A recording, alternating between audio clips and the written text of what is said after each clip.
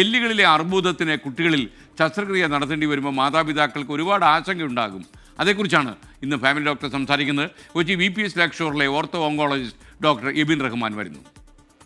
Family doctor supported by VPS lake shore.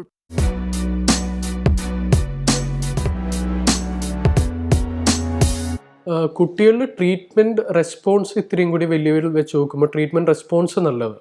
Chemo മരുന്നിനോടുള്ള അവരുടെ response നല്ലത്. ഇപ്പോൾ സർജറിയിൽ നിന്നും അവരുടെ റീഹാബിലിറ്റേഷനും അത് അവർ സർജറിയിൽ നിന്ന് റിക്കവർ ചെയ്യണത് നമ്മൾ മുതിർന്ന ആൾക്കാർ വെച്ച് നോക്കുമ്പോൾ ഭയങ്കര ആക്സലറേറ്റഡ് റിക്കവറിയാണ് കുട്ടികളിലുണ്ടാവുന്നത്.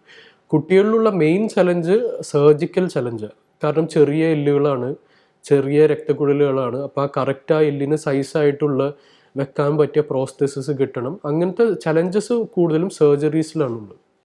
സാധാരണ കുട്ടികളുടെ അമ്മമാർ ചോദിക്കാറുള്ള ഒരു കോമൺ ക്വസ്റ്റ്യനാണ്, ഈ ബോൺ ക്യാൻസറിൻ്റെ സർജറി കഴിഞ്ഞ് കഴിഞ്ഞാൽ അവിടെ ഒരു നമ്മൾ പ്രോസ്തെസിസ് വെച്ച് കഴിയുമ്പോൾ ആ കാല് വളരൂലല്ലോ, അപ്പോൾ ആ കാലിന് ഒരു നീട്ടക്കുറവ് മറ്റേ കാല് വെച്ച് നോക്കുമ്പോൾ നീളക്കുറവുണ്ടാവുമല്ലോ.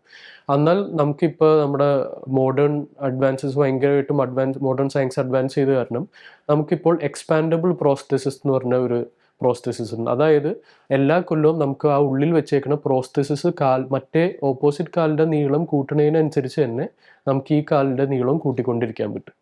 Family doctor supported by VPS lake shore.